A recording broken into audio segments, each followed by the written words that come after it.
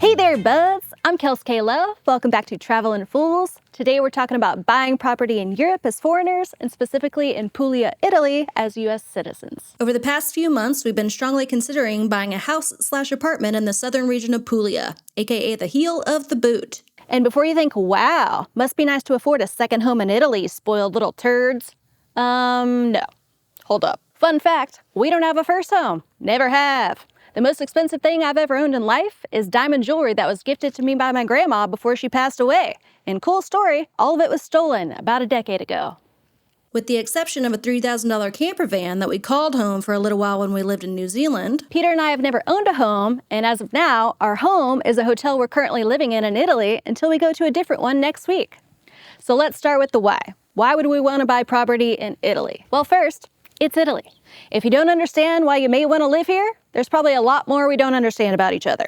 Beyond the wine, the food, the coastline, the culture, and the occasional Italian dude named Giuseppe genuinely exclaiming, "Mamma mia!" Some criteria that absolutely ticks our boxes for making Italy a potential home base include: Number 1, the affordability of property in the Puglia region. More on that later. 2, mild winters. 3, strategic and convenient proximity to places within the Schengen area, like Greece, Croatia, France, and Spain, as well as out of the Schengen area, like Albania and Montenegro. And 4, and potentially the most important factor, we're legally allowed to. This ain't our first rodeo when it comes to looking into property out of the United States. In fact, we looked into it when we lived in Bali and far more remote parts of Indonesia. As a foreigner in Indonesia, however, we were never going to outright own a property, or at least not in perpetuity. There, we would have essentially ended up signing a very long-term lease agreement. So compared to that, Italy is doable, but not, of course, without its drawbacks. A very important consideration is that buying a property in Italy won't automatically grant us any sort of residency, dual citizenship, specialized visas, or even any extra days on top of our standard 90 days out of every 180-day allowance within the Schengen area, and in this case, just within Italy. So while yes, we're legally allowed to own a property in Italy, it's not feasible to make it our permanent home base.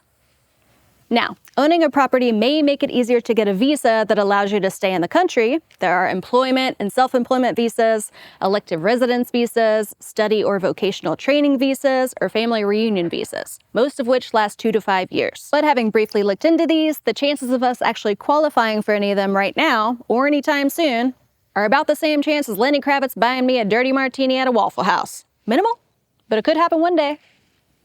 So just know that even if you successfully buy property in Italy, you can still only spend 90 days at a time in the country without overstaying your welcome in your own home.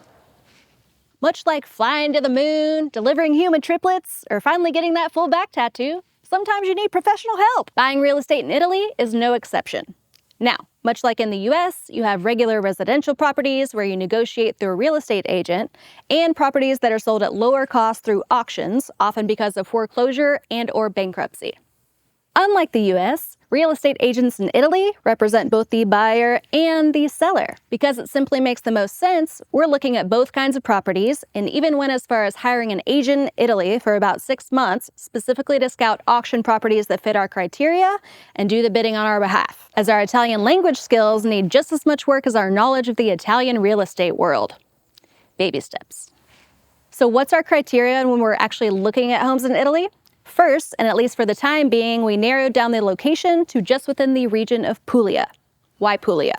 First, Puglia has 2 airports, one in the large town of Bari and another further south in the town of Brindisi. Secondly, Puglia has 2 seas, the Adriatic on the east and Ionian on the west. Additionally, there are direct ferries and very short, inexpensive flights to both Albania and Greece. And from Bari, you're 5 hours by train to Rome or 5 hours by bus to Naples. You have infinite swimming spots, caves, adorable seaside towns, sprawling farmland, festivals, and a good combo of touristy, glitzier spots and quiet, serene towns full of locals just hanging their laundry and drinking espressos on the street.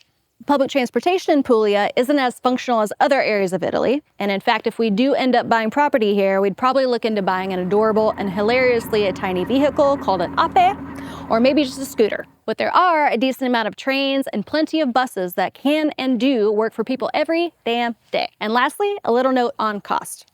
I've been told by several people that our max budget, which is around 80,000 euros, will get us something. It will not be gorgeous. It probably will not even be cute, but it will ideally be livable, and it will in fact be ours. As far as the criteria we've given to the auction agent, we split it into mandatory criteria and bonus criteria. No major renovations needed. I want to be able to move in and not need to knock down any walls or add any missing walls, and ideally even flush the toilet, and turn on some lights, and do a cartwheel in there without hitting a family of raccoons. Do they have raccoons in Italy? I don't know. 2+ bedrooms, because no one over 27 loves a couch bed. 1 bathroom. Air conditioning and heating, any kind is fine. Terrace and or a balcony. 80,000 euros or less. Sea view, the closer to the sea the better. Refrigerator, oven, and a washing machine. A garden. Fireplace, star vault ceilings, and double glazed windows, baby. All right, so with all this in mind, how's the actual search going? So far, we've seen 3 standard properties and 3 auction properties. One thing I've noticed across the board, for auction properties specifically, is that the photos of the properties themselves are just utter and complete garbage. Even if you have 20/20 vision, thank you LASIK, get ready to squint. I'm talking, you should consider yourself lucky if you get 2 photos where you're pretty sure you're looking at an actual room. But then again, maybe it's just a toilet? Is that a ghost or a terrace? A waterbed or a portrait of Marco Polo? Apparently this is a common issue in Puglia, so unless you're comfortable purchasing something that's 96% surprise, you'll need to make a plan to come here and view these properties in person. Another thing you need to prepare yourself for is having and using the full extent of your imagination, especially if your budget is anywhere near ours. Not to rag on Italian decor, but for as much effort as y'all seem to put into your style and fashion sense, the inside of most of your homes, and not just the auction properties, but damn near all of them, looks like if my grandma's favorite curtain pattern from 1976 was also just my house.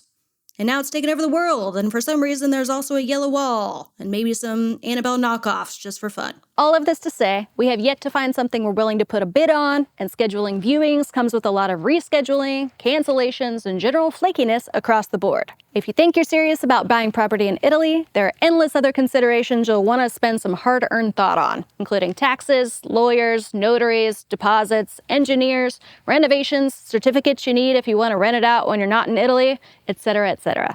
For me personally, one major thing I underestimated about not only Italy, but Europe in general, is how much high and low season differ. It's not just that there are fewer tourists in low season, which in Puglia seems to be from November all the way to May, but it often means things just plain shut down and or don't exist. That ferry you want to take to Greece may only leave once a week instead of once a day. That pasta restaurant you've been dying to try may take a 7-month sabbatical. That bar within walking distance that plays 60s Italian disco and serves your favorite €6 carafe of house wine? See you in June! So my advice is to either come to Italy during low season to make sure that wherever you're considering buying property is actually somewhere you want to live when it's not pleasantly tainted by 8:30 p.m. sunsets and beach parties full of half-naked Italians. Or just learn to revel in the nothingness and figure out how to make your own damn meatballs. One proactive step you could take, and with little to no sweat involved, is getting a Codice Fiscale. This is Italy's version of a tax number or social security number, and is required if you're buying property here or generally doing anything of importance, including even renting a place for 30 days or longer. If you're working with a real estate agency, they'll usually get one on your behalf, but you can also email your local Italian consulate with the necessary paperwork. Since we knew we were going to be in Puglia for 6 weeks, we made appointments online to get these in person while we're here. It took 15 minutes max, and all you need to bring is a scanned copy of your passport and a printed, filled out, and signed form, which you can find linked in the video description. Done. Now, one quick reminder here. I'm not an expert in Italian real estate. I am not an expert in real estate at all, as the realest estate I've ever owned was a van, in which I slept in a foam contraption called the Taco, as the foam mattress we bought didn't quite fit in the van, so I slept with it curled up around my body like a human taco. Luxurious. Anyway, take what you will of this information and leave the rest. Come stay in our spare room / toilet closet rooftop kitchen in our hopefully one day soon Puglian grandma shack, or be our new neighbor. And maybe re-download Duolingo and work on your Italiano while you're at it. Grazie, ciao, arrivederci. Ciao.